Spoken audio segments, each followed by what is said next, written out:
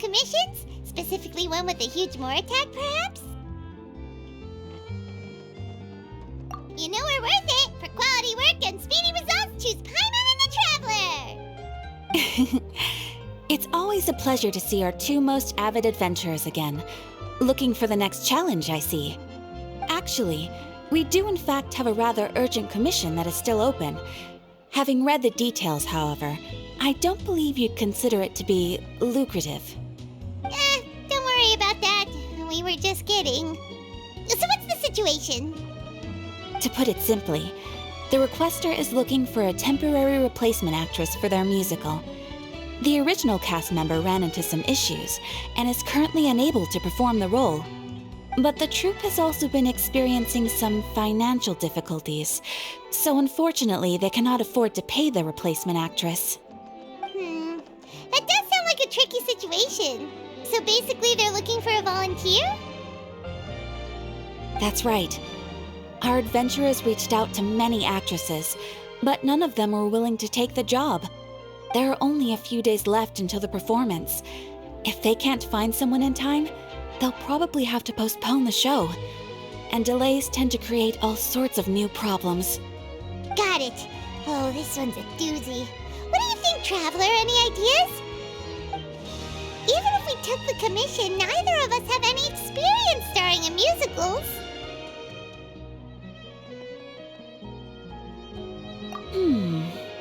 If you're interested in helping, why not start by having a chat with the requester? He's right over there. Maybe you can't fill the role yourselves, but you might be able to help him figure out another solution. Maybe there's something he hasn't thought of. Oh, it's that guy, huh? No wonder, he looks like he just ate a sour lemon.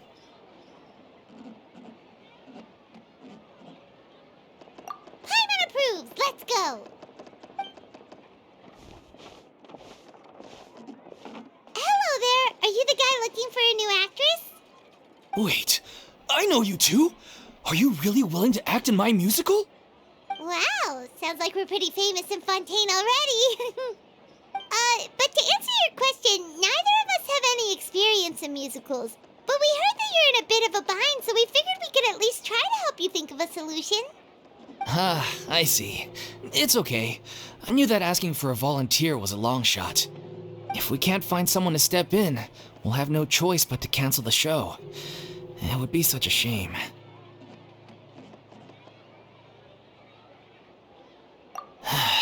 That's the thing. We're not some high-profile theater troupe, just a group of amateur enthusiasts. All our sets and props are very crude. We're grateful enough just to get an audience, never mind ticket fees. If we had a way to make this profitable, things might have turned out differently. But now, it looks inevitable that we'll disband. Disband? You're splitting up the troupe? Oh, I guess the lady at the Adventurers Guild didn't tell you? Yeah, this is supposed to be our final show together as a troupe. One last show.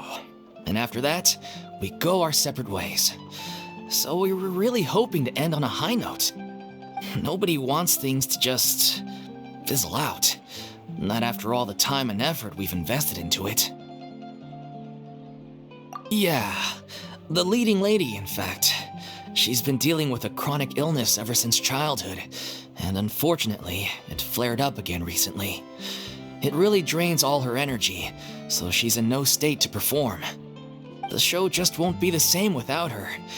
But for everyone else's sake, I still hope we can find a way to hold the performance on schedule.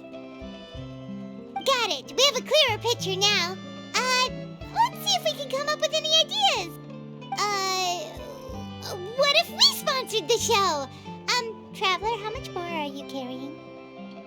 Please, there's no need to go that far.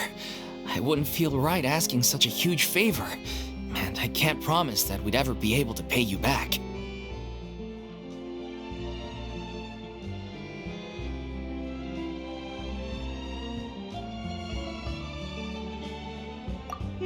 Good point. If the actress just goes through the motions for the Mora, that's not exactly rescuing the show. We should find someone who will put on the best performance possible. Oh, wait! What about... you know Who? That's how you know we're the best of partners. Anyway, she should have all the free time in the world right now. She's really good at performing, and she was once super popular with the crowd. Performing in a musical should be a piece of cake for her. Who are you thinking of? Sounds like someone famous. Her? You're... That was a joke, right? Nope. Paimon doesn't actually know if she's performed on stage before, but Paimon's pretty confident that she'd be really good at it. You're not wrong there. She has actually performed in a number of big-name shows before. They were one of the reasons she was so popular. But even if she's no longer the Hydro Archon, it's not like she's suddenly a commoner. She's still an idol to many people in Fontaine, including myself. I just think Lady Furina might feel a bit out of place in an amateur troupe like ours. Well, yes, but... Fair enough. I mean, if she was actually willing to, then of course I'd be honored to have Lady Furina star in our show. I'm sure the rest of the troupe would be delighted too. I'm sure everyone in our troupe has probably dreamt of performing on stage with her one day. Of course, it all depends on whether she's interested. She might consider this opportunity beneath her. No point in stressing about that. We'll only know if we ask her. And besides, things are different now. There's no reason for her to be all high and mighty anymore. Thank you for your help. I guess I'll just stay here and wait for the good news. Good luck.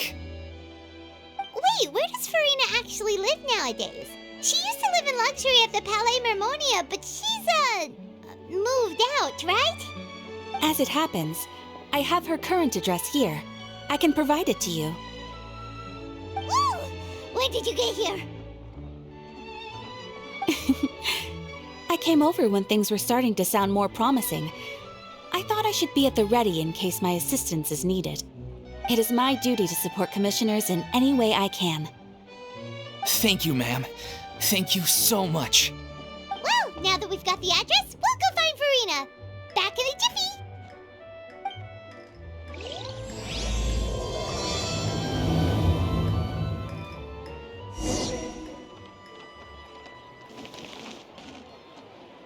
I can't believe they're seriously asking Lady Furina.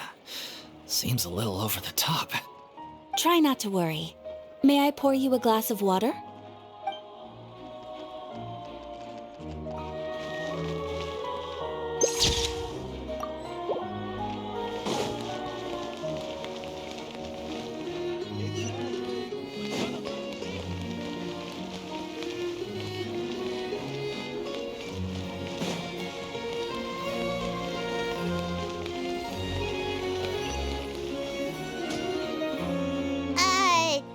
Did Catherine really give us the right address? She lives here?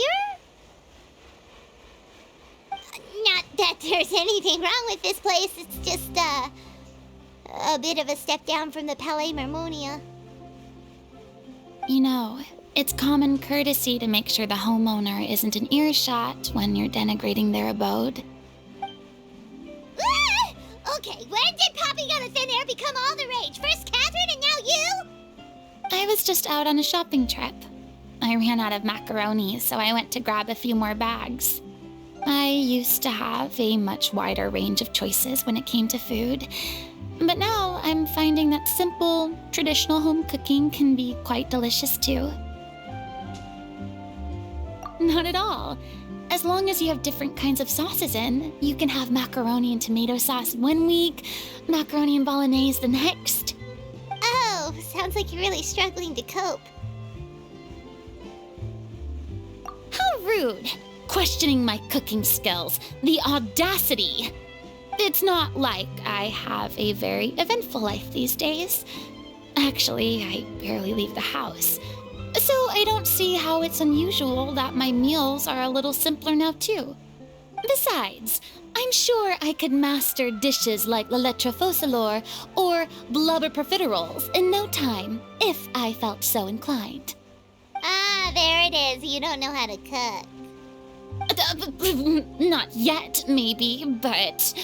Anyway, what are you even doing here? I do hope you didn't come here just to ogle at my fall from grace.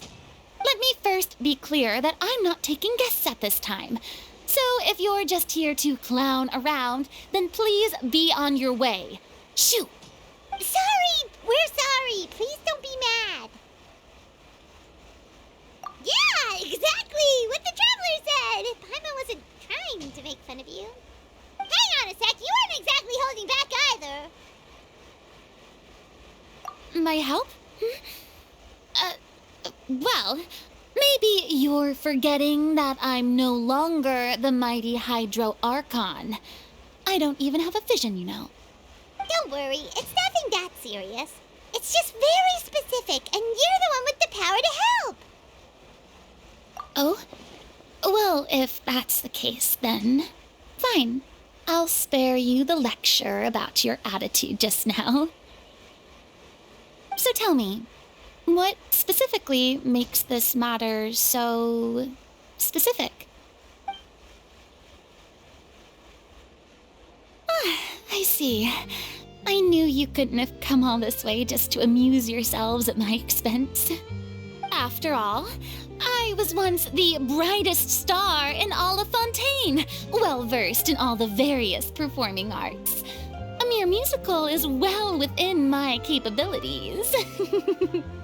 But given the present circumstances, I'm afraid I must regretfully decline your casting request. How come? It sounds like this would be a breeze for you. True, but I have made a decision to retire from the stage. Although I am no longer required to play the role of the Hydro Archon, the time I spent inhabiting that character has left an indelible mark on me. Centuries of pretending to be a different person changes you completely. I'm not the same person I once was. Of course, that can't be undone now. It's too late, and I have no intention of reinventing myself all over again. But at least I can say that I no longer desire to play any new roles. Paimon can understand, but this is just a one-off part to fill in for someone who's sick. Surely that's okay. Whether it's a one-off or not, it's a boundary that I've committed to no longer cross. If I make an exception to the rule now, I'm just leaving a back door for myself, which would be the same as not having a boundary in the first place. So I'm not going to perform, and that is that. Okay, guess there's no convincing you. Well, is there anything else we can do to help out the troupe? Otherwise, they'll just have to disband without any fanfare. Do you know any other actors who might be interested in the role? Nope. Short and to the point, okay. I've never been great at maintaining relationships. Besides, anyone I've ever worked with probably couldn't wait to get rid of me. Since I'm just an ordinary person now, they'll probably just laugh in my face if I go asking them for help. True, but I mean, could you even blame them? I show up out of the blue, begging and groveling for their help with a show they won't even get paid for? Oh, no way. I'm dying from embarrassment just thinking about it. Nope, not happening. Well, is there anything else we can do? This performance really means a lot to the guy we're working for. Have I not made myself clear? You're barking up the wrong tree. I don't want this job, nor do I know of anyone else who would. Sorry. I didn't mean for that to sound so harsh. I wish I could help, really. But if I thought I had the answer to this problem, I would have said so by now. It's all right, Furina. Paimon just wanted to make sure we tried everything. Oh, everyone in the troupe will be so disappointed. Yeah, I guess that's all we can do now. All right, then. We'll see you around, Furina. Toodaloo to you too. I'm going home to take a rest now.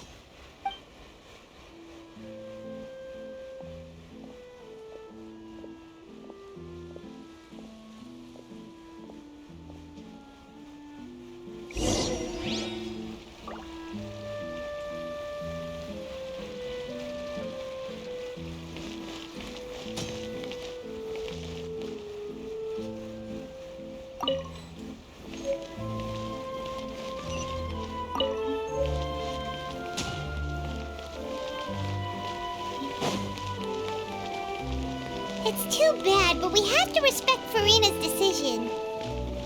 Maybe the thought of performing brings up too many painful memories now.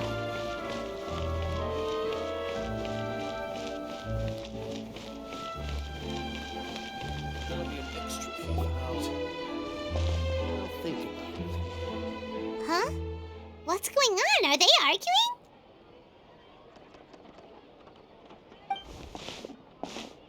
That's besides the point. I'll ask you again. Why did you start looking for a replacement without my consent? When did I tell you I'm going to take a step back? You didn't need to say it. We've known each other for how long now? We know the signs. But you never tell us about your illness, even when it's clearly flaring up. And that gives you the right to make a decision on my behalf? Shortly after you left, the troupe's lead actress came to the Adventurers Guild. She believes that she's healthy enough to perform. Excuse me, but can you both take a moment to discuss something else for now? The adventurer assigned to your commission has returned. Sorry, I was just dealing with a little misunderstanding. So, how did your conversation with Furina go? Sadly, it's a no from her. We tried to persuade her, but she wasn't having it. She doesn't want to play the role for personal reasons. I see. Well, circumstances have changed a little, so maybe that's not such bad news after all. You see, our leading lady has just informed me that she's well enough to make it to the show after all. Staging the musical with the full original cast was always the dream, of course. Oh, right! Sounds like everything worked itself out then.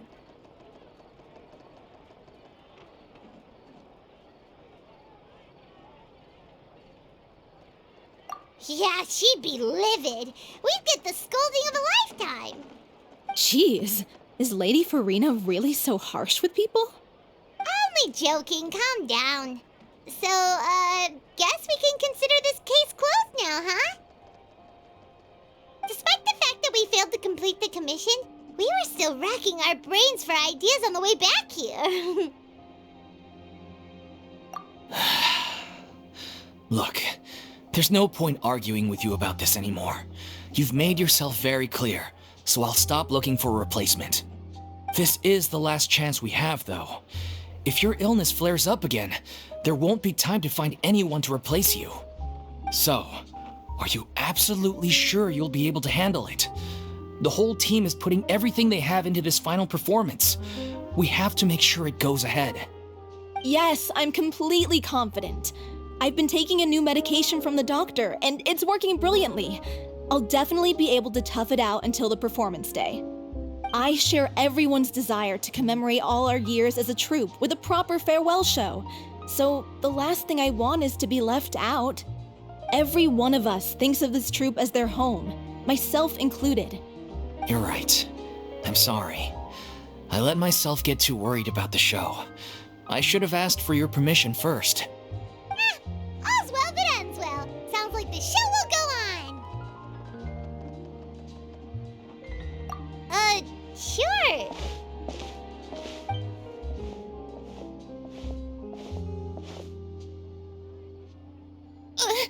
Hey, how did you... I was just passing by because I realized I forgot a couple of items on my shopping list. All right, I'm coming. No need to drag me.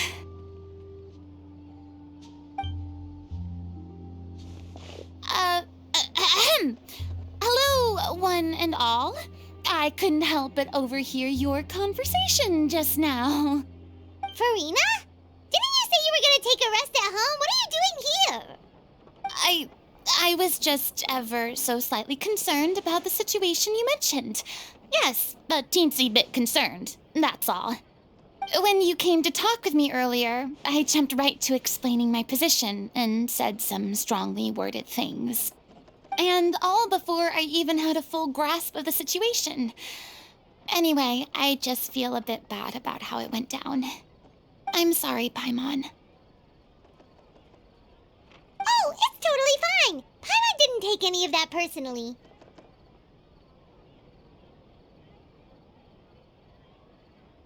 You really have a knack for asking the most uncomfortable questions, don't you? I felt very sheepish, having had a change of heart after flatly refusing you. And then, to make matters worse, you caught me. But in any case, it sounds like the issue has already been resolved. Yeah. When they said they were gonna ask for your help, I almost had a heart attack. I mean, how could we be worthy of having Lady Furina star in our show? There's no need to think like that, and no need to keep addressing me as Lady. Just Furina is fine. I was wondering, if this troupe is so important to all of you, why does it have to disband? If the difficulties are purely financial, then there must be a solution. You could put the shows on pause while you look for a sponsor, for instance. Everyone seems so devoted to the troupe. I'm sure if you keep chipping away, you'll find a way through. We all want to believe that, but some things are just beyond our control. Everything's been going downhill ever since we lost our director. She was the heart and soul of our troupe. She kept us going. Her name was O'Reilly, and she was the founder as well as the artistic director of our troupe. And tragically, she was a victim in this serial disappearances case. What? That's actually how I recognized these two. It was all thanks to their efforts that the true culprit was brought to justice. But still, no sentence can bring our director back to us. She was a loyal fan of your performances, Miss Furina. They were what first inspired her to get into musical theater. She rallied many people around her who were destitute or had lost their sense of purpose in life, and convinced them to join her troupe. She wrote her own scripts, acted on stage, and mentored each and every one of us. People loved our performances back then. We seemed to be going from strength to strength. Things were really looking up for us. And then disaster struck. Yeah. After that, the entire troupe fell into disarray. None of us know anything about script writing, let alone how to handle the business side of things. We've been doing the best we can. But despite our efforts, things are slowly but surely falling apart. It's agonizing. But ultimately, we'd rather end things now on our own terms than stick it out to the bitter end and watch all our dreams turn to dust. Oh. What a terrible waste. A gifted artist from humble beginnings who achieved so much and no doubt had much more to give. And then her life was so cruelly taken. I suppose it's fair to say then that this final show, besides being your farewell to the stage, is also your final gift for her? Yes, exactly. We all miss her terribly. Well, good thing I followed the traveler here. After hearing this tragic tale, I can no longer stand by and do nothing. Furina. I know what you're thinking, but I by no means plan to cross the boundary I've set for myself. Besides, they're no longer looking for a replacement anyway. I can, however, provide some artistic guidance from the vantage point of a highly experienced audience member. But only if you feel this is something that would help, of course. Oh, most definitely. We'll take any guidance that you can give. We unfortunately don't have any budget for a consultant, though. Will that be a problem? I don't need any compensation. All I'd ask in return, if you're willing, is that you tell me some more about the life and work of your late director.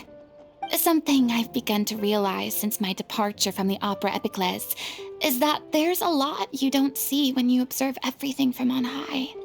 The law only judges criminal behavior and does not weigh human emotion. The court's verdict can settle the question of criminal liability, but what about all the unresolved emotions of the parties involved? What happens to them?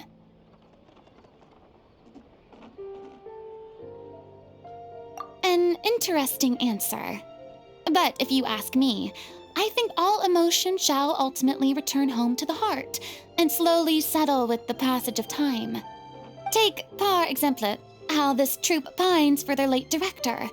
Things such as this I have never witnessed before, and so I should like to observe, perchance to understand.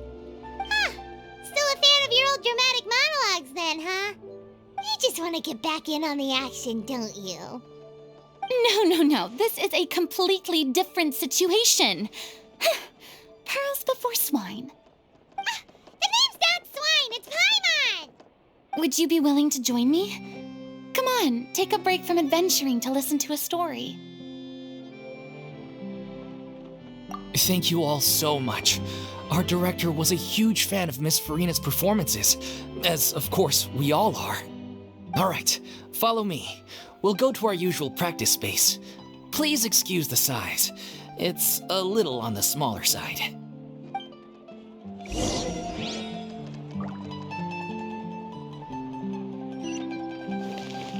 Exactly, but none of them believed me.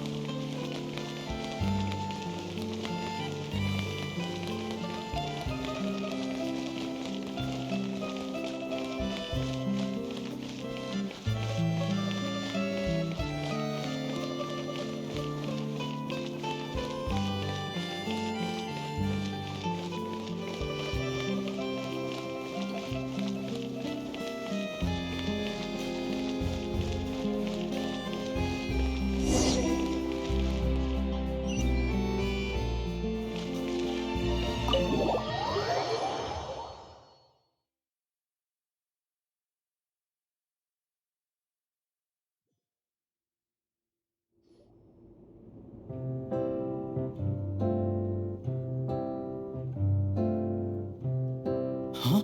Lady Furina? What's Lady Furina doing here? Hello all. Allow me to explain. As of today, Miss Furina will be supporting our production of The Little Oceanid in the role of artistic consultant. These two over here are the ones that made it possible. They kindly reached out to Miss Furina on our behalf. I'm sure they need no introduction. You bet! That was the trial of the century! You helped bring our director's murderer to justice. We can't thank you enough. Oh, please don't mention it. We're just here to join in on the fun. So, you were saying The Little Oceanid? Yeah, that's the name of our final show. It's an unfinished script left behind by our director. One of our greatest regrets is that she never got to complete it. So, if we can bring it to the stage and make it a successful show, we can all take some solace in that. Wait, but if it's not finished, then... Yeah, we've been battling issues on every front trying to realize this dream. Anyway, let me give you a quick summary of what the story's all about. The protagonist of the story is a young Oceanid who transforms herself into human form, despite the protests of her family. She longed to live just like any other human, and sure enough, she found friendship and even love. Everything seemed perfect. But one day, her true identity was exposed, and her world came crashing down around her. So far, so good. A classic tale. What happened after that? That's one of the issues we've been trying to deal with. Unfortunately, this was as far as the director got with her script. We need a proper ending so we can bring this musical to the stage. But people have different opinions on which direction to take it in. We still haven't decided between a happy ending or a true-to-life tragedy. By true to life, you mean the director's sudden disappearance? Yeah, like they say, truth is stranger than fiction. But then there's the question of whether we really want to use the stage to pass our raw pain onto the audience. Exactly. A lot of the time, people come to watch a show just hoping for some light entertainment. We have to consider their emotional stake in this, not just our own. And one last thing. We're still waiting on confirmation from two of our main actors. The first is Paulo, who plays the protagonist's lover. He's locked himself away to focus on writing an ending for the script, but the deadline's passed and we still haven't heard from him. The other is Villemont, who plays the main antagonist. He took the director's death pretty hard. Hasn't set foot in the city since. He did write to us, promising that he'll be there for the final performance, but we haven't seen or heard from him since. So we're not really sure what to make of that. Although, now that we have Miss Furina helping us, maybe we should take the opportunity to get everyone back together. What opportunity? What do you mean? Maybe you're unaware, but your name has always been like a rallying cry for us. Our director was constantly singing your praises. All of us look up to you as a role model. Oh, stop! You're making me all flustered. Although, not in a bad way. I suspect the reason they're dragging their feet is that they have their doubts about whether the show will really go ahead, considering all the issues you've been facing. But one by one, all the obstacles are being removed. Now is the time to rally the troops. Makes sense. Okay, priority number 1, let's check in with Paulo and see where he's at with the ending. He went back to Poisson a few days ago, said that staying in a friend's home might help him to relax and escape the feeling of isolation. I thought the last thing his friend would want right now would be to take visitors, given that Poisson was flooded not too long ago. But I guess it's the opposite. A friend in need and all that. Yeah, maybe he could use some company. Poisson.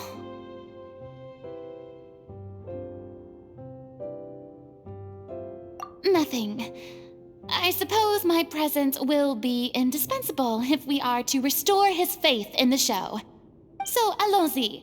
To Poisson!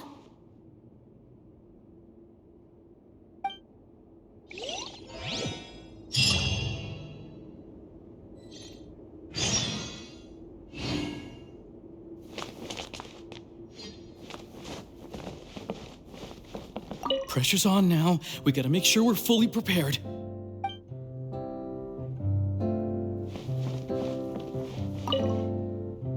You're off to Poisson to find Paulo, right? Have a safe trip. We'll take care of the troop while you're gone.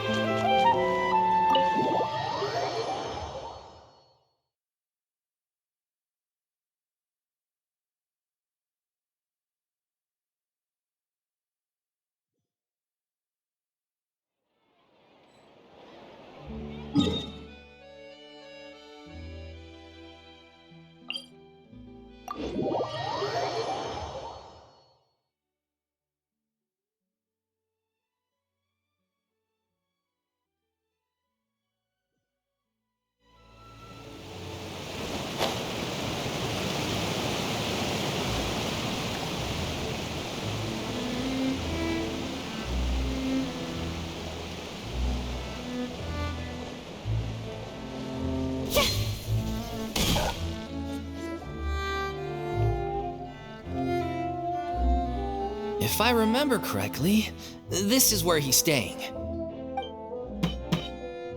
Who is it? It's me. Is the script ready? You came all the way here for that? All right. Forget that for now. Just come on out. We've got some great news. Nice try. Look, just give me some time, okay? I'm just wrapping up this last part of the script. I'll be out once I'm done. Okay then. Looking forward to your masterpiece. So, as expected, he's missed the deadline.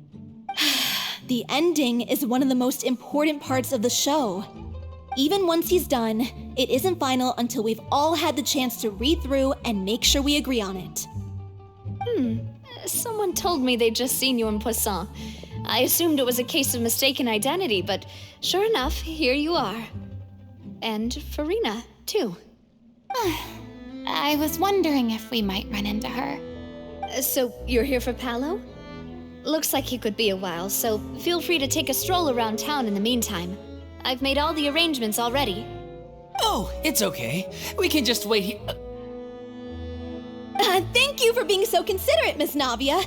That sounds wonderful. We'll take that stroll. Get over here, you! How oblivious are you? How are things in Poisson now? Any better? Things are on the mend, but it's a slow process. Some people may never recover from the trauma they experienced. I'm sorry to hear that. I wish there was something I could do. Please, must our conversations take such a depressing turn every time we meet? We all have painful memories, but we don't have to let them cloud everything we do. And if you're trying to make a new start, perhaps it's best if you don't bring up the past all the time. Thank you for your words of comfort. You make a very good point. But for now, at least, I think I should stay with the way I'm feeling for a while longer. It's okay. These things take time. Moving on from a painful experience is easier said than done. Which brings me to why I'm here. I thought you should probably know that not everyone here is ready to forgive and forget after the Hydro Archon's inaction in the face of catastrophe. To avoid upsetting the peace, I told the townspeople that everyone here is a member of the theater troupe, and that you are just an actress playing the role of Furina. It's not a perfect solution, but hopefully it means you won't have to lie low while you're here. That's so thoughtful of you, Navia. Well, what do you expect? I am the courageous and considerate president of Spina di Rosula, after all, like my father before me. Anyway, that was all. Look after her now. Off we go then. Let's take a look up there. I don't have any friends that I can be frank and honest with, so maybe she's right. You're the closest thing to friends that I have.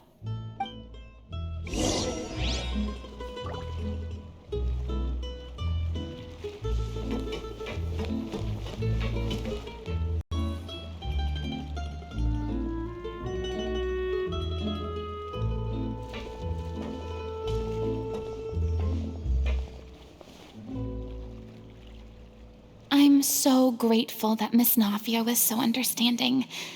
To be perfectly honest, I didn't know if I was ready to meet her. It's always easiest to just run away from your problems. But that never fixes anything. You can't get around the obstacles without facing them. So that's why you were nervous when they brought up Poisson. Yeah. I'd be lying if I said I wasn't scared of coming back here. Still, I felt it was something I had to do. As I was saying before, I want to see for myself the things that I never could in the past. I'd be overjoyed if the people here could find it in their hearts to forgive me. But they're more likely to unleash a tirade of vitriol against me, which, of course, I completely understand and accept. Yeah, I can tell people are watching me.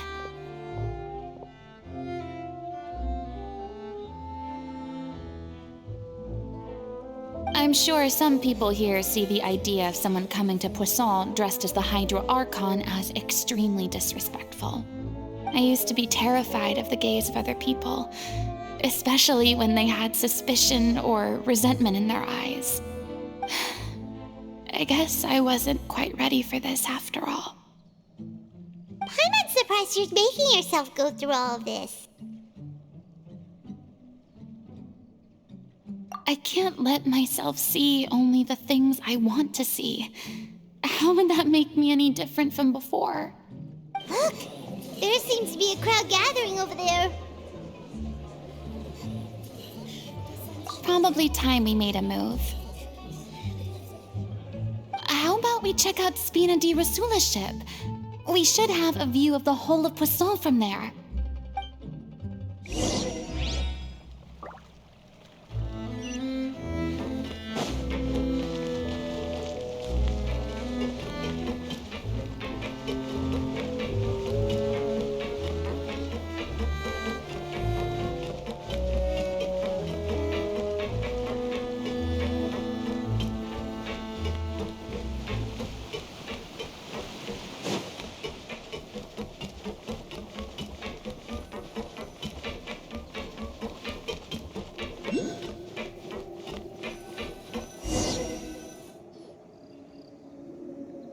I'm sorry.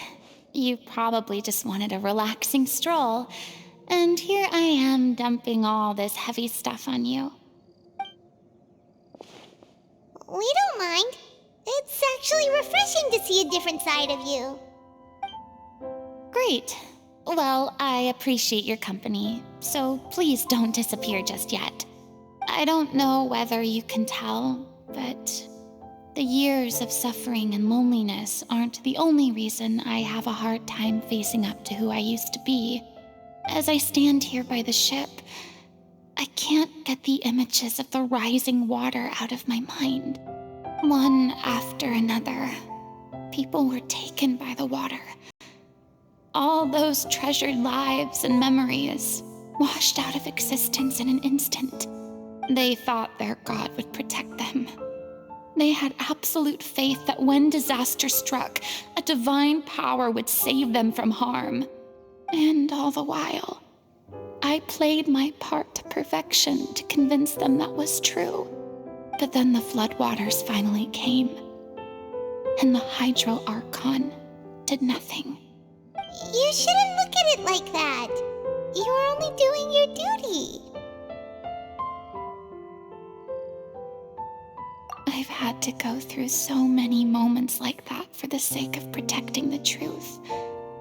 As time went on, it got harder and harder to bear, and I became more lonely and isolated. Eventually, I realized I had nothing left except the truth.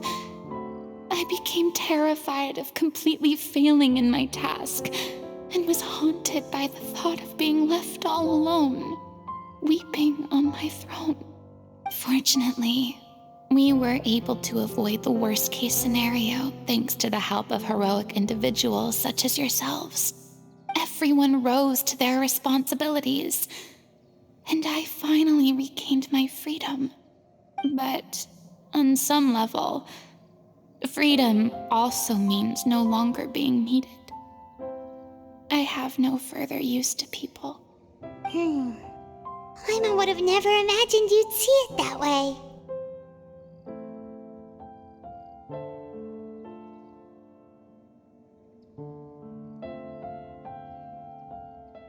A reward?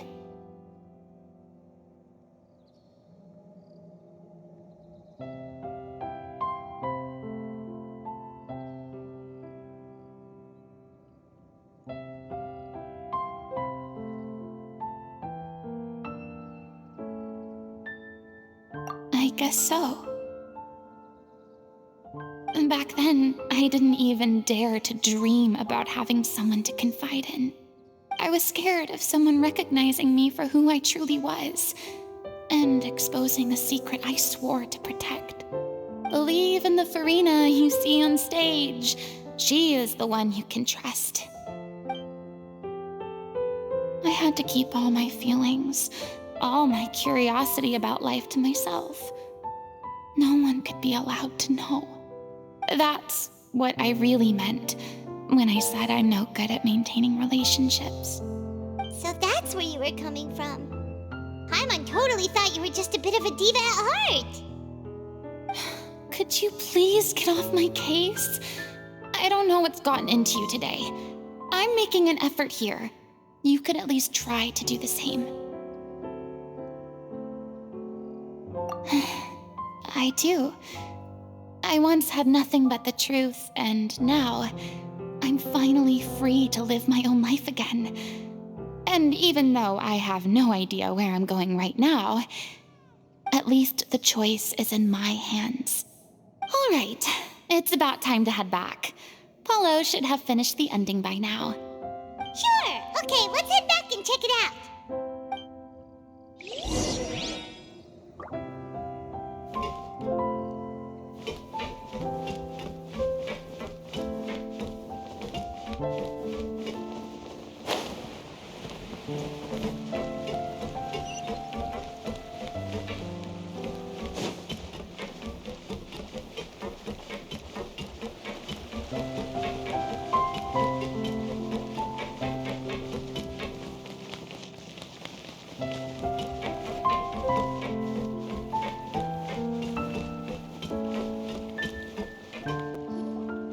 Didn't you say you needed to watch what you eat?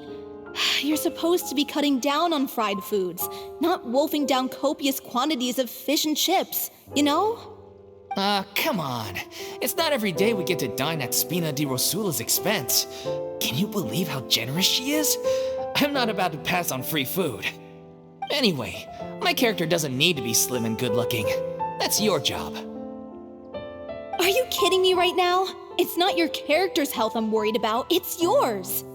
I've spent my whole life battling the effects of ill health, and it kills me to watch you willingly ruin yours by filling yourself up with junk all the time. Oh no, looks like they're arguing again.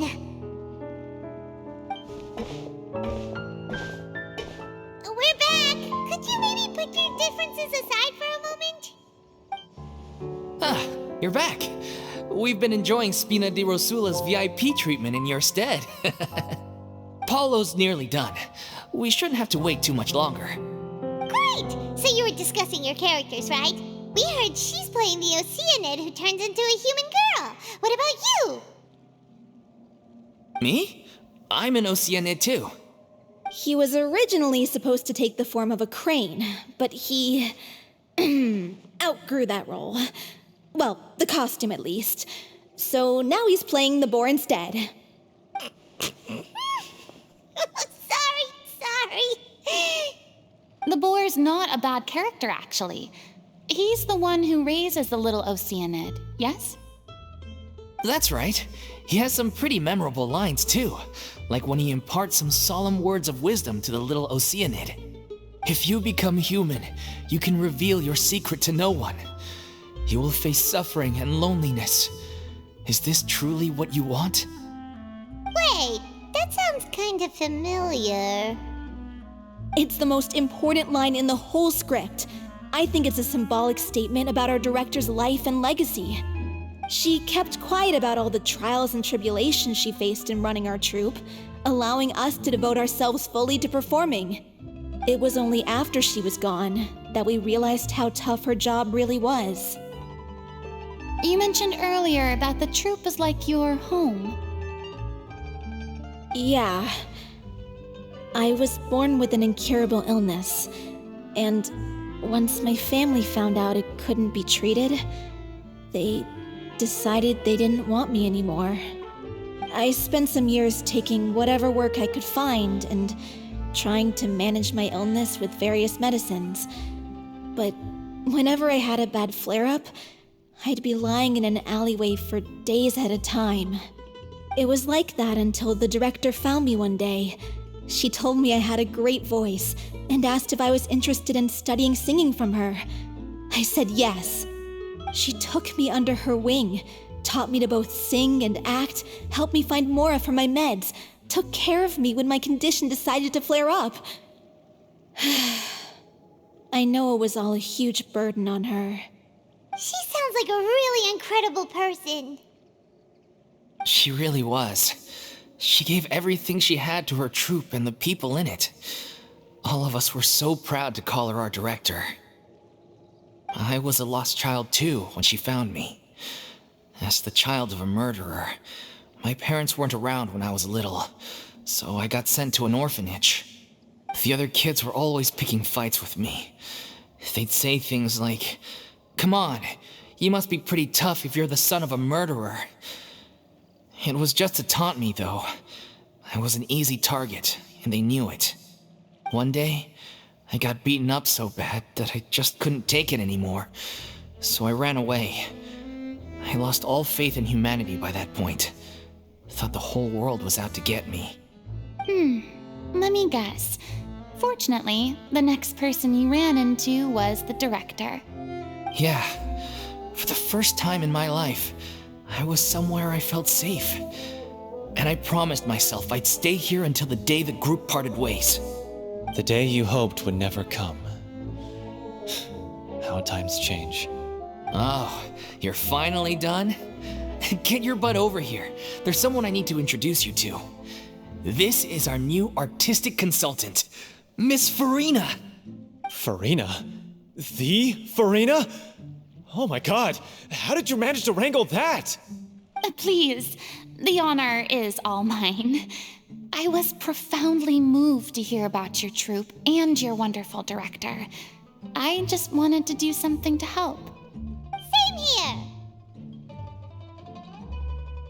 Even so, this is just... Oh, wow. I'm sorry. I'll try to calm down. Now, where was I? Ah, yes, the script, of course. Let me give you a rundown of how the story unfolds in my version of the script. I'm sure you're already familiar with the beginning of the story. A little Oceanid decides she wants to become a human against the wishes of her family. She finds love and friendship in the bustling city. But then, disaster strikes. The people start to notice that all the fresh water in the surrounding area is slowly disappearing. The soil is becoming arid, plants and flowers are withering, and the people begin to panic. The little Oceanid, Cleo, and her lover decide to do something about it and investigate the truth of the matter together. In the end, they discover that all the waste and pollution created by humans over the years has caused the fresh water to flee the land, as if driven by a consciousness of its own. Consciousness? You mean the water is sentient? Water as a conscious entity. There's actually quite a few stories that explore this theme. Since the little Oceanid is a water spirit, she immediately understands how the water is feeling. She then tells her lover about her true identity, as well as the truth behind the crisis. Her lover accepts her for who she is, and works with her to find a way to bring the water back. However, unbeknownst to them, there were some people eavesdropping when she revealed her secret. The little Oceanid is accused of being directly responsible for driving the water away, and faces the greatest dilemma of her life. And then? In the end, she makes the brave decision to sacrifice herself to save her lover, and the rest of humanity. Huh? But didn't they all treat Cleo like a villain? Why would she want to save them after that? Well, she mainly wanted to save her lover, plus everyone who'd stood up for her. Through her love for her human partner, she was able to find an even greater love, one that extended to all of humanity. Surely the biggest strength of Cleo's character. There's actually something else that bothers me. You know the protagonist is supposed to represent the director, right? And she never had the chance to become a hero in our world. If we're serious about dedicating this show to her memory, we should make the ending as true to life as possible.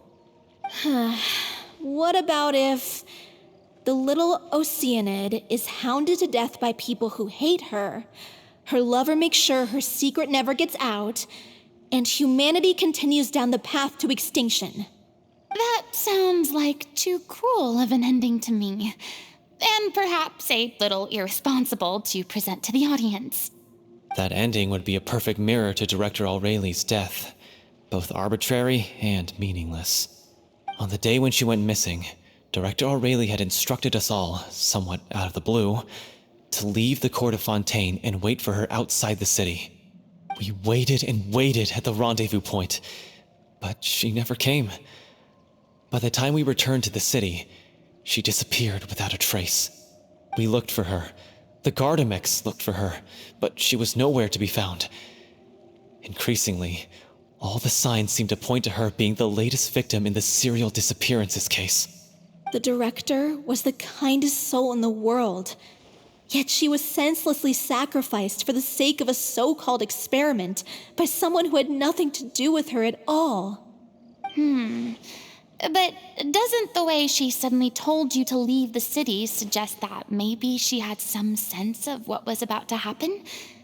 It almost seems as if she was moving you to safety. I've been trying to follow up on that ever since, but all my efforts so far have turned up nothing. Villemont might know something, but he won't open up to me. Villemont? The one who's playing the role of the villain? Yeah. He's been overwhelmed by grief. I think the director's death hit him hardest of all. Grief? Guilt, more like. Also, I have a hard time imagining that anyone took it harder than me. Because, well, speaking of the play being true to life, I was deeply, madly in love with Aurelie. What? You kept that one quiet. It's time to be upfront with you all. No more keeping secrets from each other. We'll never be able to agree on the ending if we can't be honest about how we feel.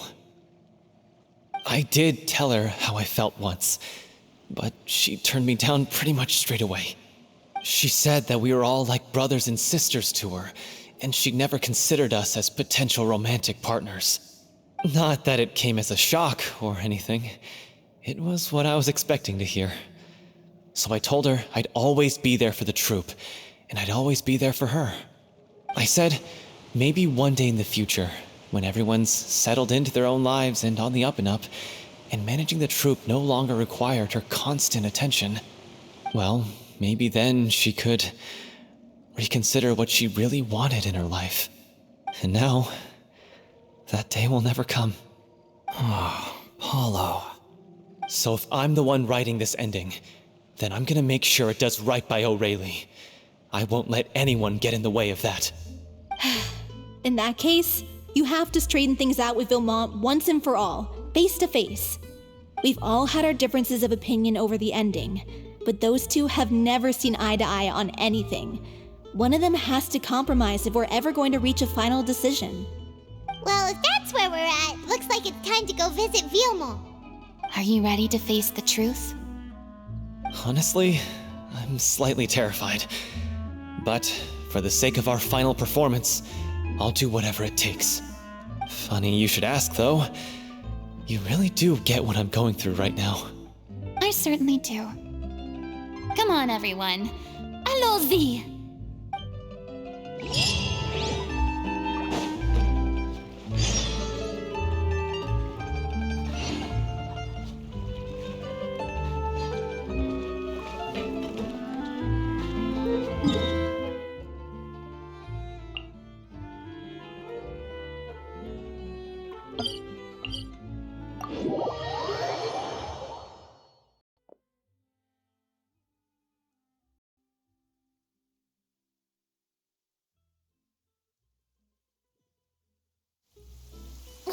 It's pouring out here! Oh, wait, the water levels aren't rising, are they?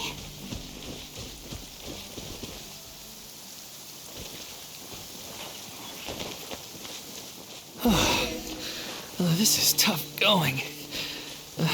Delphi, are you sure you can manage in your condition? I could ask you the same question. Try to keep up. The sun feels almost as hot as those studio lights I'm in front of all the time. Good thing there can only be one sun.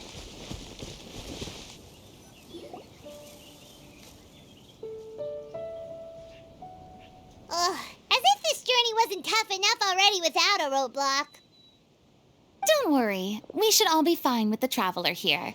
We don't need to take a detour. Wait, why are you all looking at me? You're not seriously expecting me to fight, are you? We're just curious, that's all.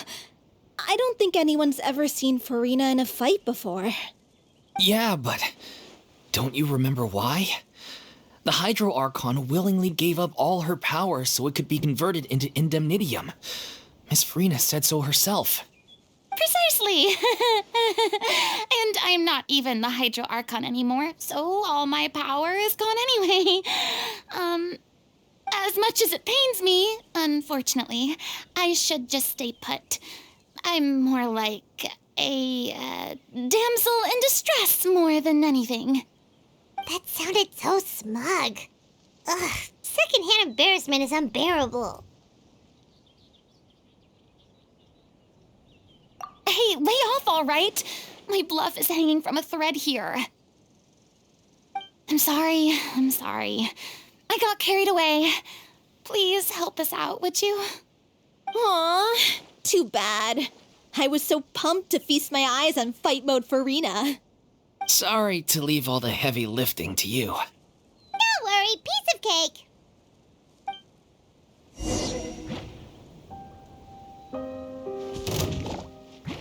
Shower me with grit! I see everything. Illusion shattered. Steady as stone.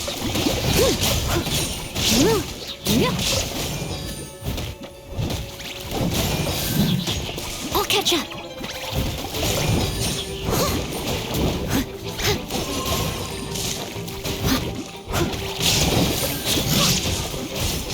This may hurt a little.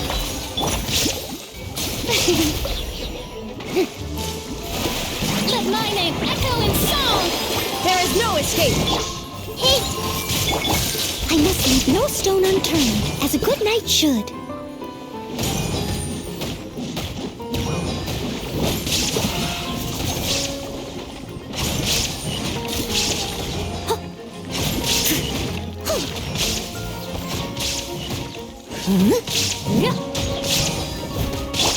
May I present? Shine down. Roll. Yeah! Bravo! Good show! You certainly live up to your reputation. Yeah, thank you. Anyway, the path is cleared now, so onwards and upwards.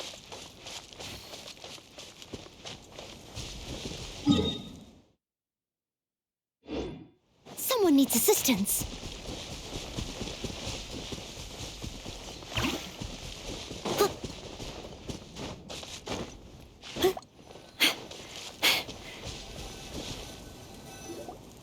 Vilma, are you there? Huh? Oh, it's you guys. Wait, what's Lady Furina doing here? I can explain. We've been rounding up the whole troop. We now have everyone except you. So, you think knowing the truth about the director's disappearance will help you write an ending to the script that pleases everyone? I care just as much as everyone else about making the little Oceanid a success. That's why I wanted to wait until after the show. If I open this can of worms now, I just don't want to make things difficult between us. We're supposed to be a unit when we're on stage. Vilma, avoiding the truth will not help anyone. Unless you mean to suggest that Aurelie's death had something to do with you. I don't want to talk about it.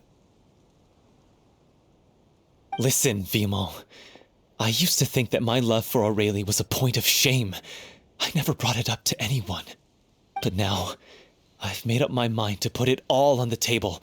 I'm prepared to face everything, to sacrifice everything for the sake of the show. The little Oceanid cannot be complete unless we do justice to Aurelie on an emotional level. This is why people think of you as not being the smart one.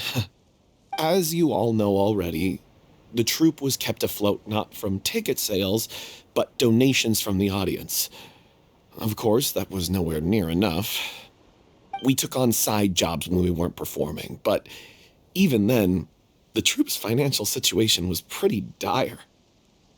So, anyway, one day after a show, a merchant came to me and offered us a huge sponsorship. In return, we just had to provide the audience with their drinks during performances. It seemed like a win-win, so I said yes to it on the spot without consulting the director. It was only when the merchant came to deliver the goods that I realized the drink in question was synth. Isn't that the drink peddled by the culprit behind the serial disappearances case?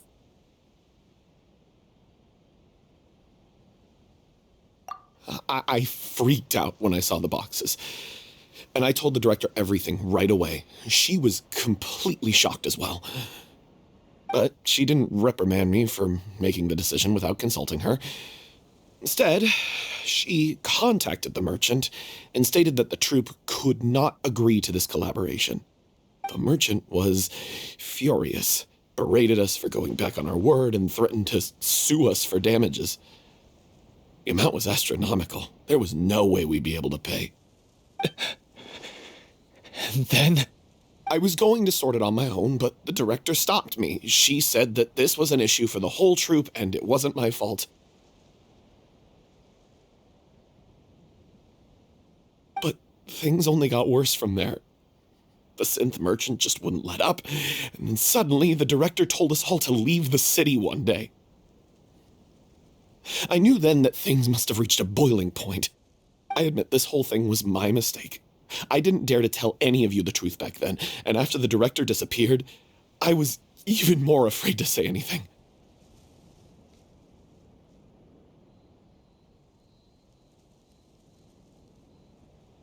Yeah, I got Aurelie killed. There, I said it. Happy now? Hey, don't say that. You traitor! You knew Aurelie was in danger. Why in God's name didn't you tell us? What do you mean you were afraid? This was a life and death situation. We could have saved her. How could you be so stupid? Please, try not to get too worked up. Yeah, listen to him. You need to stay calm. Stay calm? How can I stay calm?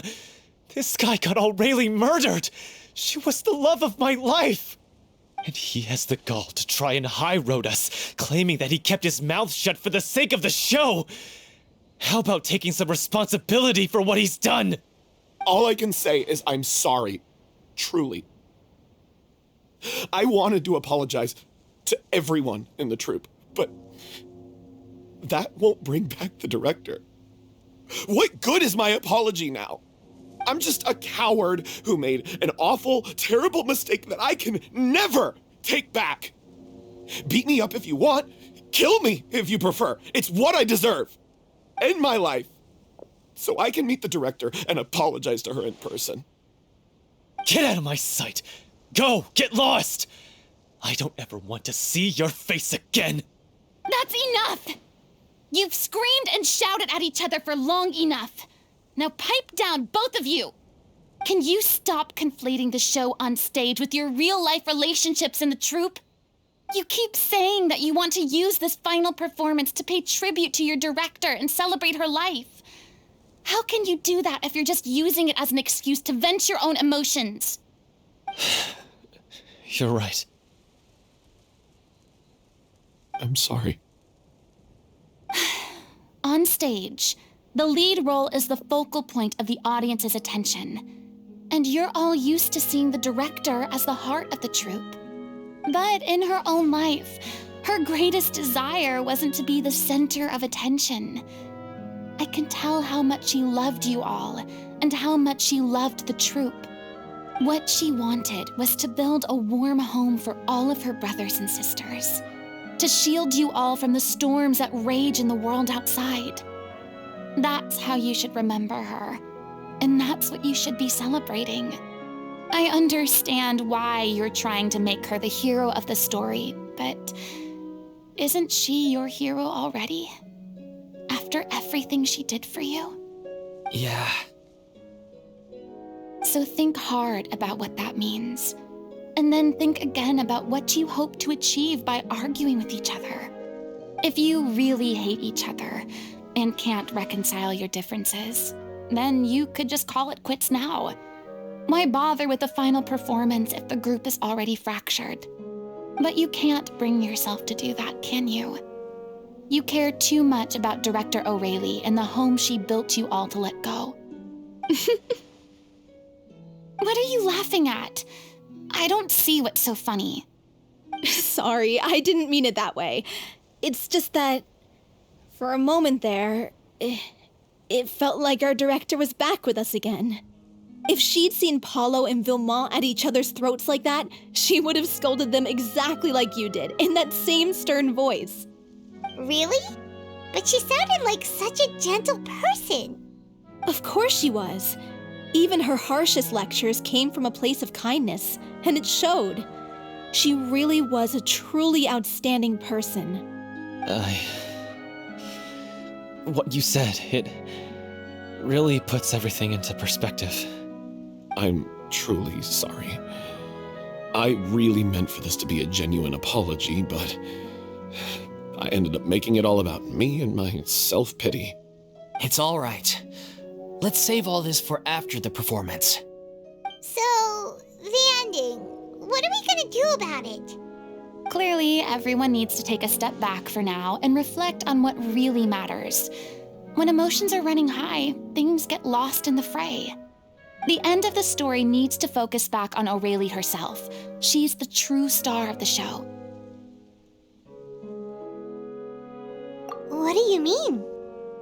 The Traveler is right. You once investigated that underwater synth base and recovered items belonging to the victims.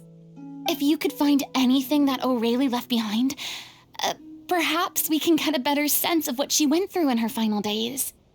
You really think that's possible? I trust that nobody would object to the ending of the story being based on O'Reilly's true feelings. No. Well, we'll leave this in your capable hands. Come, let's pay a visit to the Palais Mermonia. The rest of you, head back to the rehearsal location for now and wait for our good news.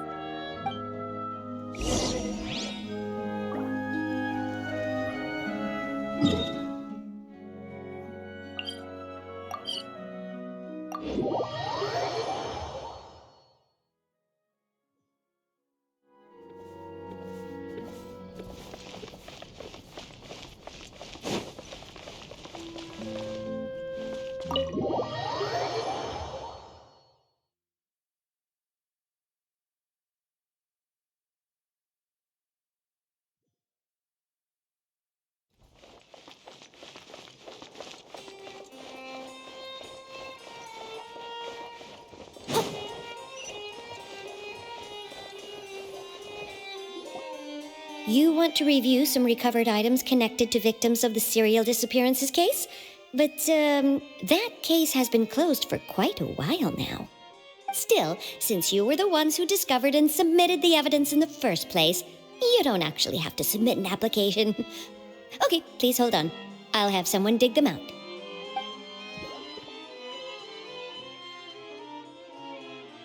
So, this is all O'Reilly left behind. Just whatever she was carrying on her person and this tattered old notebook. Hey! It's full of script lines! And sketches too! Looks like they show where the different props should be placed on stage. Let me take a look. Maybe there's something in here from after she was kidnapped. Aha! I found something. To whoever discovers this diary. Let's see. Looks like she kept a detailed record of her captor's actions. She even mentions the truth behind the experiments on dissolving young women. If we'd had the chance to examine this notebook carefully back then, it would have been a conclusive piece of evidence proving Vachey's guilt. Vachey took so many lives. It's still so unthinkable how many victims he had. I guess O'Reilly must have written all of this down in the hope that her records would one day be of use to investigators. Wait, it cuts off. Her handwriting here gets patchier and more illegible by the line. She probably didn't have much strength left. Her final words are... I'll let you read them for yourselves.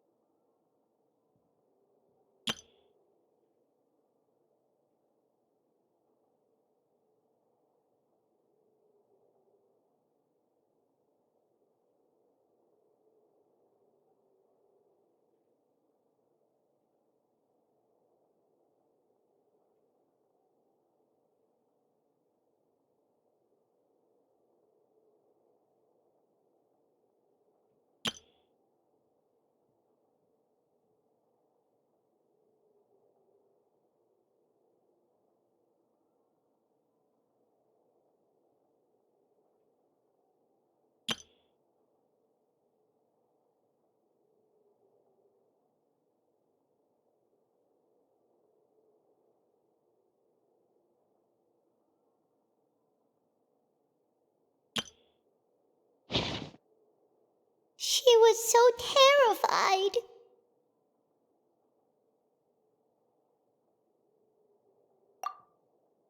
She may have been a mighty hero in the eyes of her troop, but at the end of the day, she was only human. I can't bear to think how painful and lonely her final days must have been. Wait. This part on the last page sounds strangely familiar.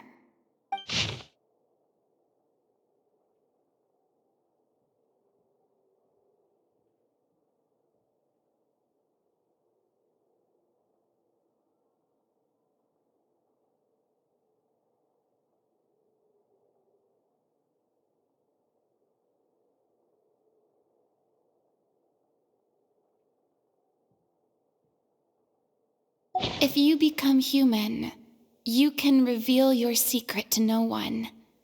You will face suffering and loneliness. Is this truly what you want?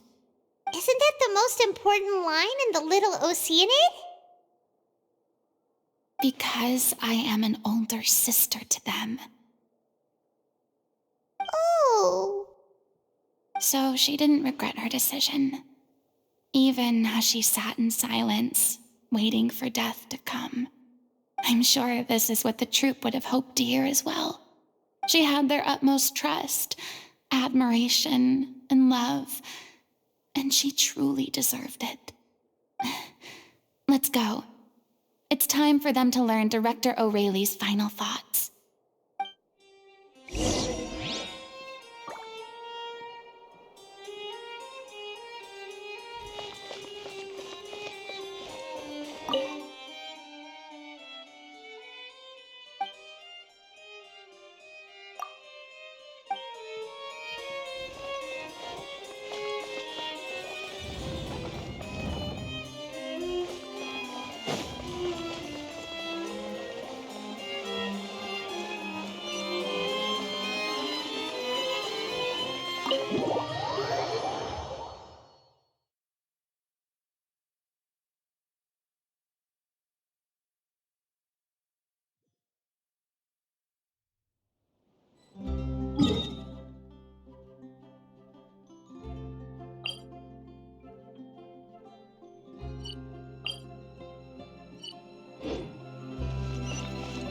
Someone needs assistance.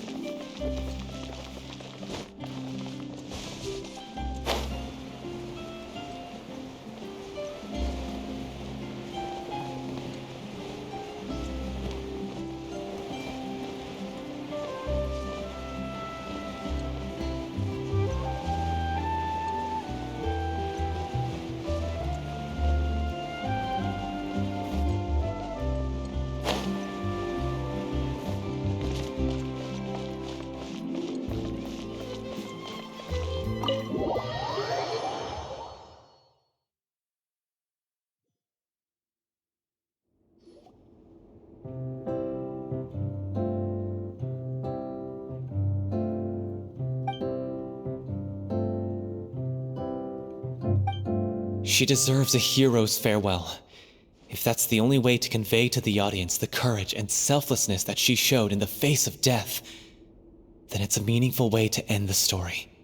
Even in the last moments of her life, she was still leaving a trail for others to follow. She did her best to protect as many people as possible, even if it meant sacrificing herself. We know what choice our little Oceanid would have made now. I don't think any more discussion is necessary. Well, Vilmont, if we put the past aside for now, do you think you can bring yourself to go ahead with the show? I will channel all my regret and put it into my performance, to make this a show worthy of our director. I won't ask for your forgiveness, and you don't need to worry about my feelings. This final farewell show should be about Director Aurelie and her alone. Then it seems like we've reached a consensus. I have a feeling that this will turn out to be the most mesmerizing performance of your lives. Really? How can you be so sure when you've never even seen them perform before? Don't underestimate my experience. After watching a countless number of musicals, I've learned one important thing. If you want to move the audience with your music, you must fully commit and immerse yourself in your role, pouring all your emotion into your performance. And aren't human emotions, love, hate, regret, and hope, just the most mesmerizing things in this world? I don't believe anybody could be more committed to bringing this story to life on the stage than they are now. Thank you for the vote of confidence, Miss Furina. And thank you for supporting us through all this. Then, let's not delay things any longer. We need to discuss the details of the ending and get it nailed down once and for all. Actually, before that, I'd like to make a proposal. During the curtain call, please allow me to use the director's name instead of my own. Huh? But then... After all, this role was originally meant to be played by the director. I'm just filling in for her. Besides, a role commemorating her life should be associated with her name. Well, if you're sure you're okay with that, I have no objection to it.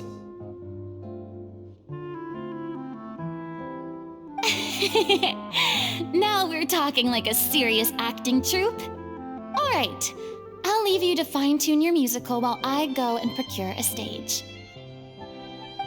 Procure a stage? Oh, it's okay. Our usual place doesn't need a reservation. That place? Oh, don't be silly. For an extraordinary show, we need an extraordinary stage. By which I, of course, mean the Opera Epiclese. Whoa, wait, what? No. That's never going to work. It's far too fancy for the likes of us. What are you afraid of? Surely you don't think that Aurelie's story is unworthy of the grandest stage in Fontaine. No, though that's not what I meant. It is supposed to be your grand finale, right?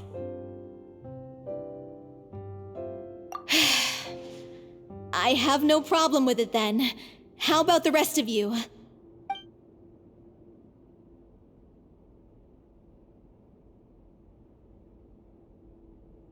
I'll take your silence as a yes. Thank you for giving us this opportunity. It really is a dream come true. Well, then don't disappoint me. If you mess this up, it'll reflect poorly on me too. Come on, we'll need to get the go-ahead from Nervilette. I know just where to find him.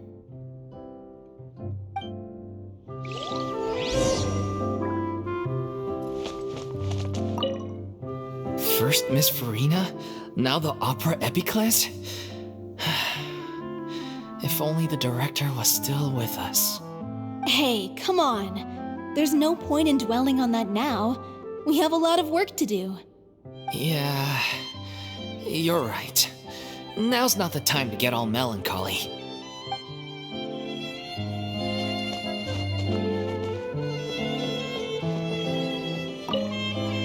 Best of luck to you.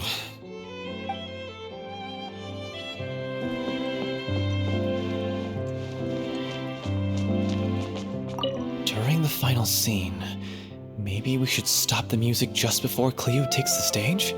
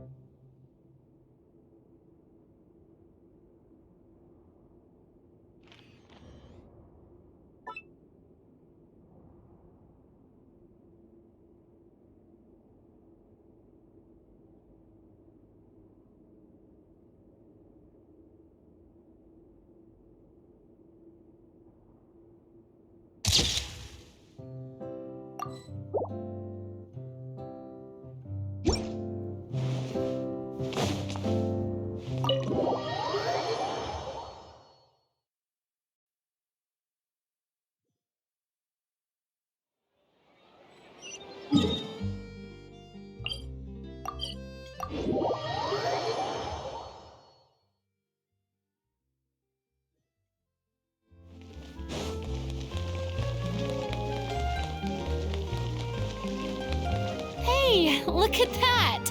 Looks like I guessed right. You were just guessing?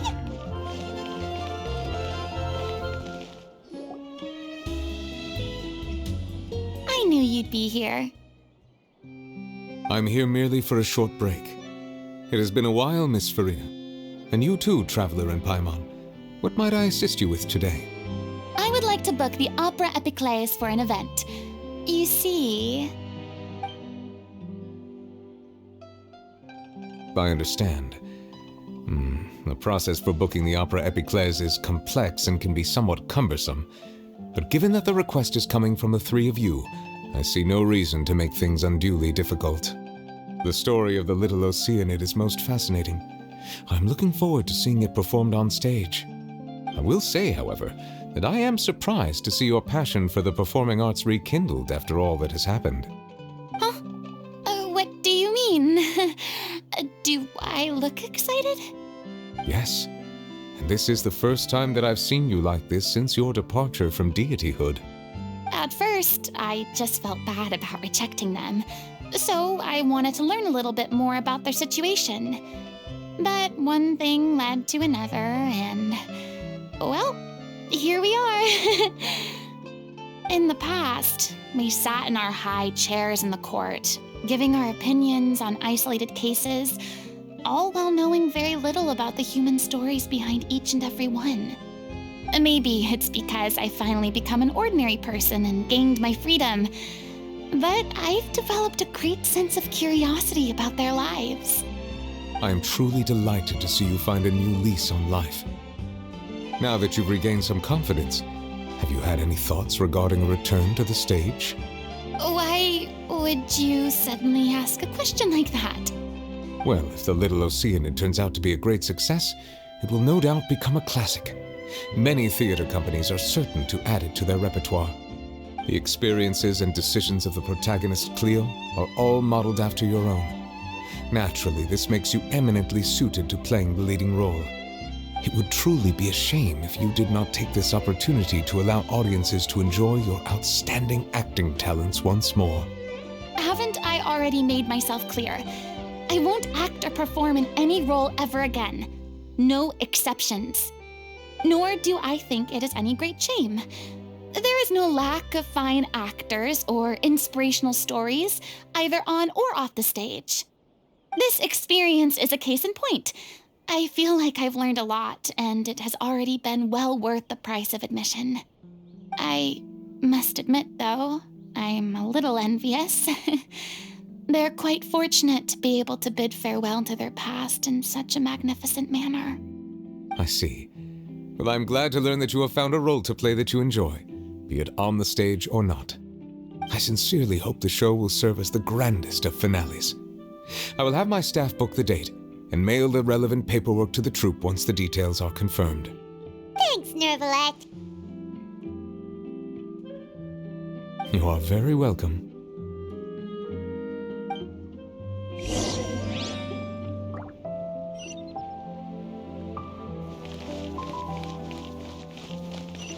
Yep.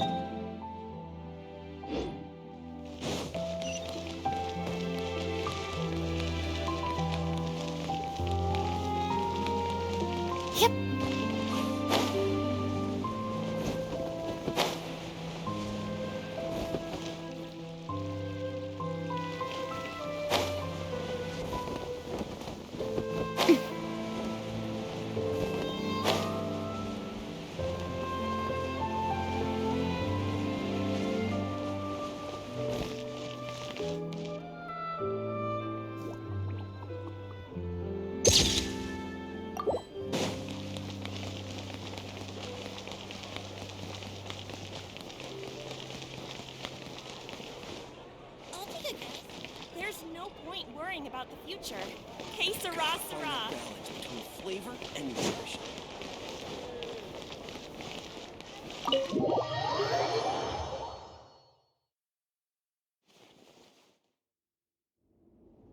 Good news, everyone. It's done. The Opera Epiclese is booked. Thanks to my eloquent and impassioned speech, Monsieur Neuvillette was moved to provide us with a fitting stage for this special performance. We've had to fight every step of the way for this opportunity, but we now have all of the ingredients necessary to stage a truly spectacular performance. A touching story, a magnificent venue, and last but not least, a passionate and dedicated cast. Now, let's work together and make this show the best it can be. This is truly wonderful. The sooner we can finalize the ending, the more time we'll have to rehearse. Fiumol and I just went over some parts of the script and tweaked a few things. I think it's really going to resonate with the audience now. Wow, you two had a constructive conversation? That's great! Oh, communication is vital to any good performance. Look at us! We've come so far. I never could have pictured this scene a few days ago. It's amazing! Even though Furina's still being a bit of a drama queen about it all, she's really fired everyone up! Please feel free to give us any comments or suggestions you have. We really value your input. Hey, Loic, get over here. Time to practice the opening number.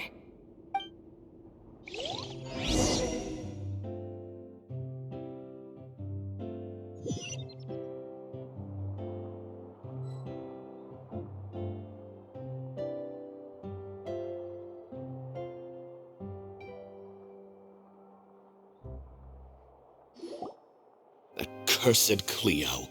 She stole the waters of life from us. She's a fraud, and she must pay for her crimes. This has nothing to do with her. The ignorance and hatred of our people is to blame. How can we hope to win back the water's favor if we don't change our ways? This guy could be useful. Take him hostage. If Cleo wants him back, she'll have to show herself.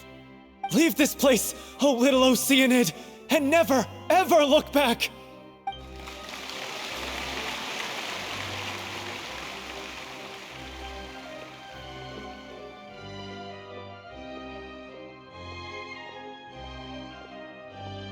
Everyone's really throwing themselves into their roles. I haven't seen such a fine performance in a long time. If only...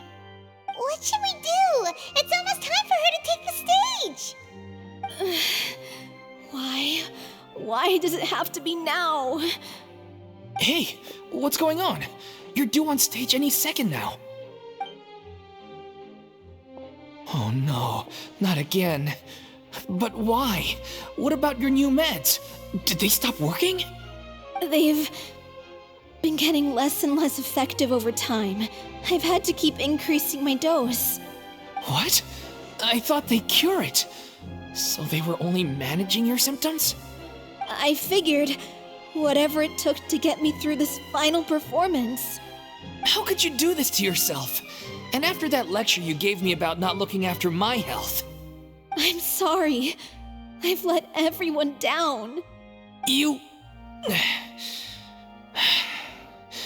This is a conversation for another time. How can the show go on without its star performer? Miss Furina, I'd like to make a request of you. Say no more. If you're sick, you need to rest. I know what you're going to ask. Loic, your character has no more scenes, correct? Oh, yeah. I think my scenes are all done. Although, I do have one more line. But I guess another guy in the troupe with a similar voice register could take it. Why? Please take Delphi back to her place to rest. I'll sing the finale. From the sublime to the ridiculous. After all that, everything's come full circle. Thank you, Miss Furina. I'm so sorry to put you in this position after everything you said. Never mind. What's done is done. It's really my own fault for getting in too deep. No one likes regrets, myself included. Leave it to me. I've watched you rehearse so many times that I've learned Cleo's part by heart. I do not doubt your acting skills, but please allow me to ask just one more question. After all, this show is dedicated to the life and legacy of our director. What, in your opinion, is the reason Cleo shines so brightly? It's her pure heart. Despite all the pain and loneliness she had to endure, she never once stopped believing in the beauty in this world. Well said. I leave Director O'Reilly in your hands.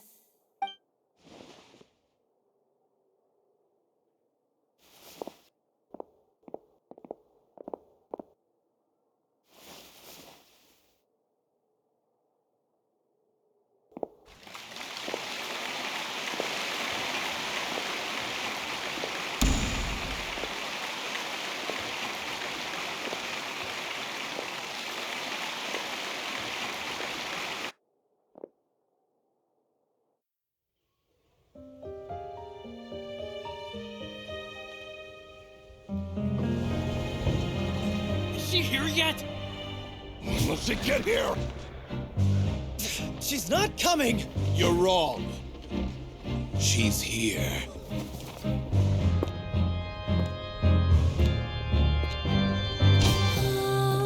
Si je pouvais vivre dans l'eau, le monde serait-il plus beau? Me pardonneras-tu, ô chère mère? L'eau dans son courant fait danser nos vies, et la cité elle est nourrie, ainsi que toi, mon doux amour. But what about your wish? My wish.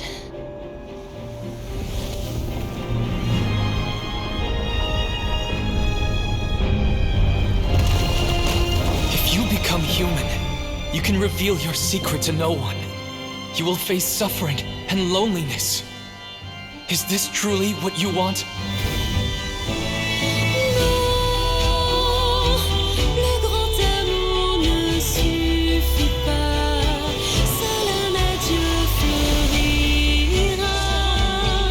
C'est notre histoire de vie, douce et amère. Moi, je suis, serai toujours là, à voir le monde et sa beauté,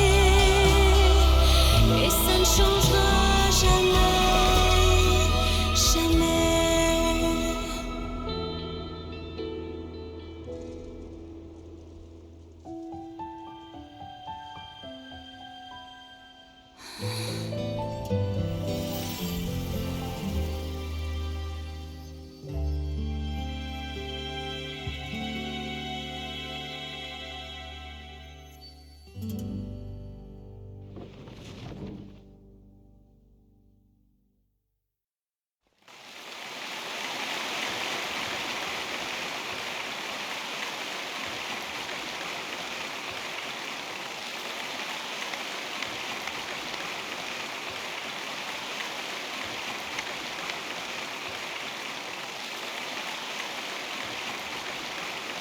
Is it just me? Or was that Lady Furina on the stage just now? She hasn't been seen for a while now, and she just appears out of nowhere? Gotta say, though, her acting skills are as superb as ever. The little Oceanid, Cleo, played by Aurélie Fumont.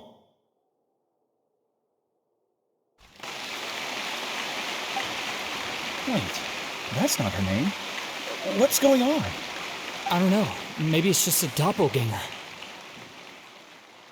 I've spent a lot of time out of the spotlight, and they didn't use my name during the curtain call either. Hopefully, not too many people recognized me.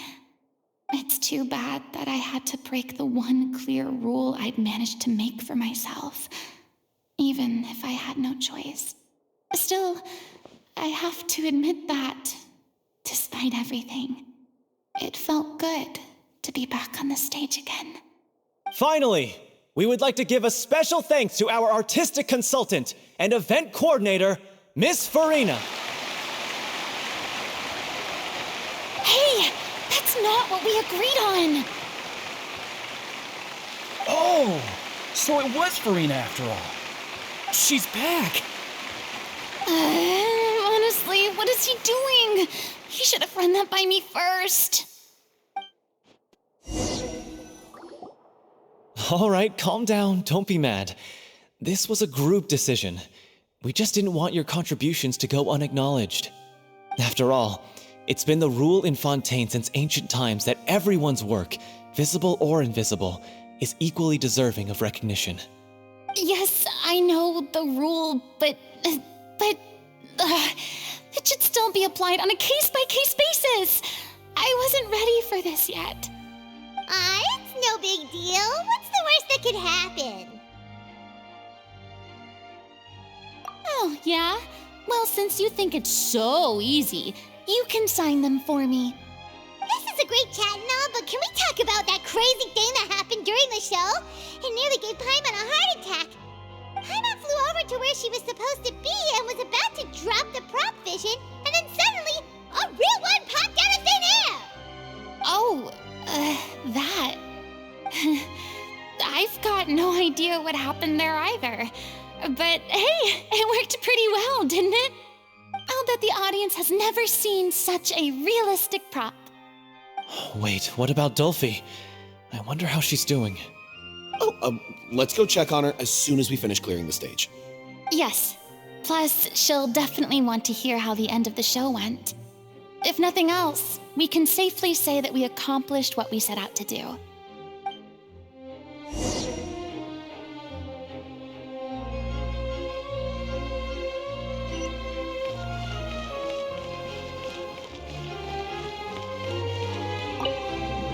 Did anyone see where Miss Furina went?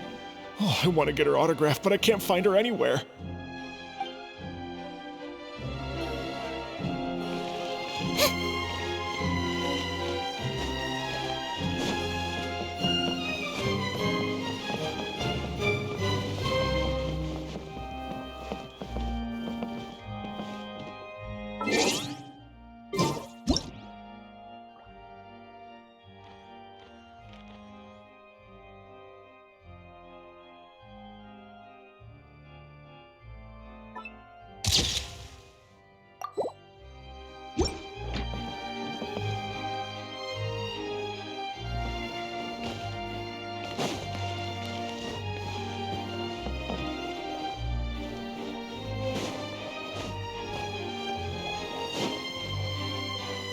I wasn't expecting such an incredible performance from an amateur troupe.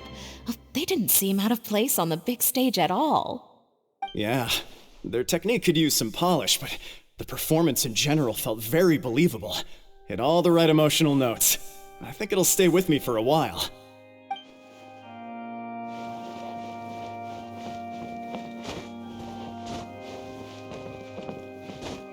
Yep.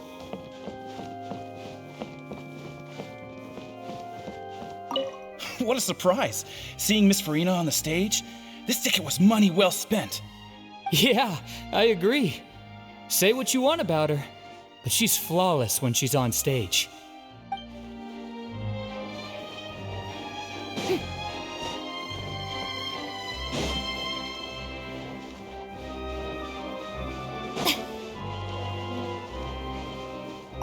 thought Cleo's actress sang very well. Why did they swap her out at the end? I don't know. Maybe that's just how it was scripted.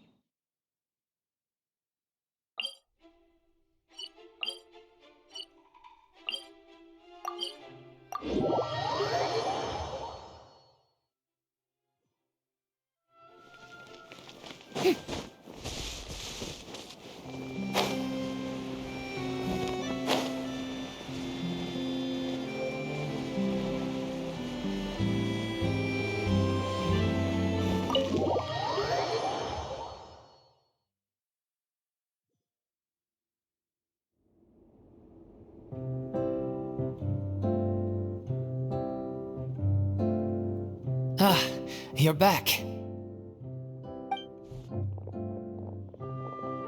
She's doing okay. Her condition stabilized after taking some of her original medication. From experience, though, I'd say she still needs a few more days of rest.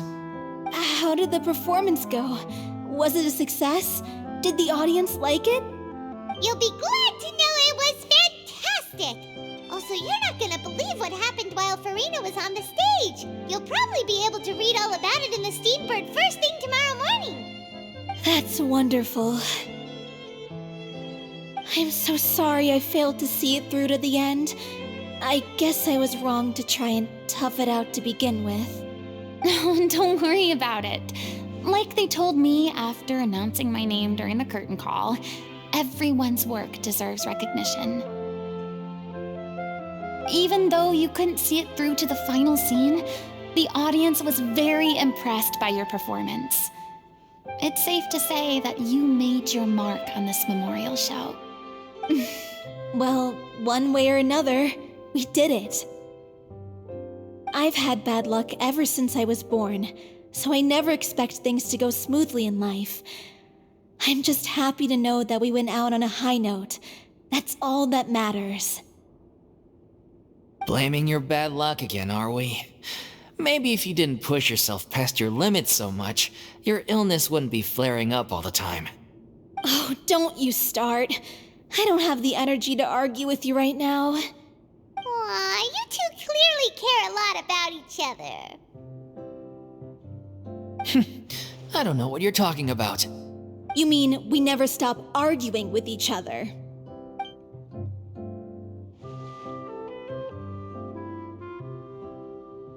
So, any plans for the next step? After the brilliant performance you put on, the reputation of your troupe is sure to spread through Fontaine like wildfire. You won't have to disband if you don't want to. You could capitalize on the rave reviews and license out the little Oceanid to the bigger theater troupes out there. That would do wonders for your financial situation. No, we should still disband. Yeah, it's what we all agreed to. After all that's happened, I should give you guys some space. But maybe our paths will cross again one day. Hey, don't just walk off!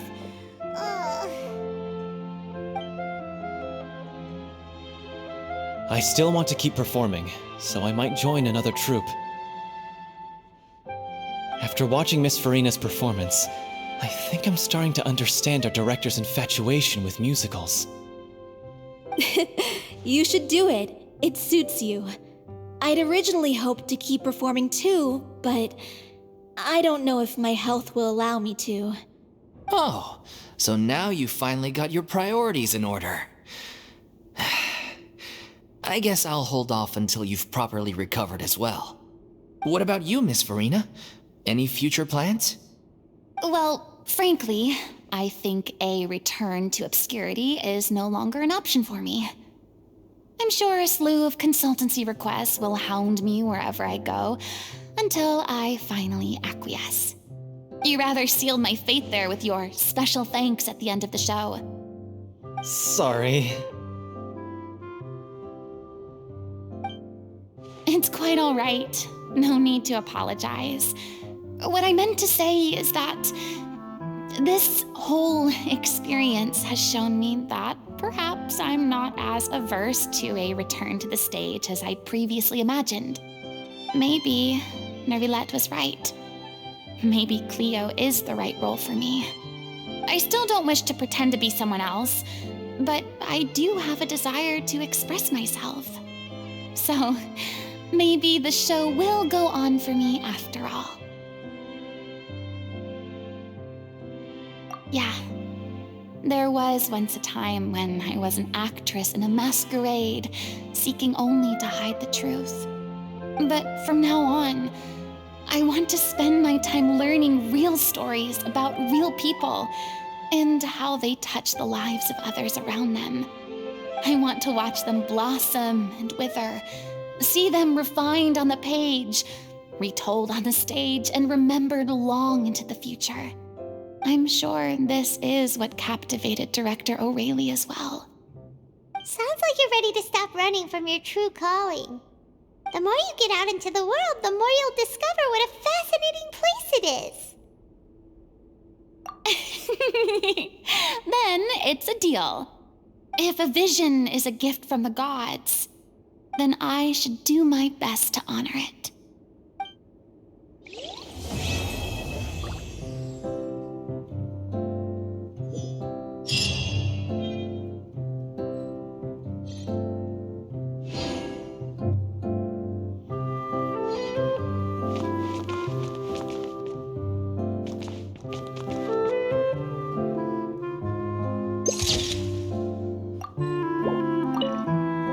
It's ironic to think that in my whole time as a god, I could only ever dream of receiving this kind of power. And now that the gods have given me their blessing, it actually feels more like I'm finally able to take my fate in my own hands. Is that how humans feel about it as well?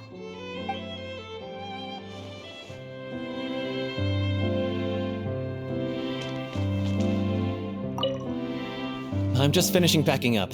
As soon as I'm done, I've got an interview with the Steambird to get to. Thanks to all your help, the show was more perfect than we ever could have hoped for. But most of all, I want to thank you for giving me the chance to finally say farewell to O'Reilly.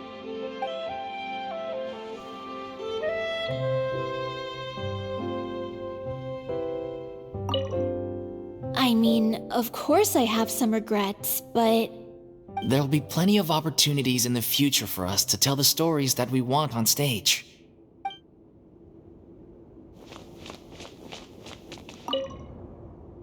Now that the buzz is worn off, I feel ready to pass out.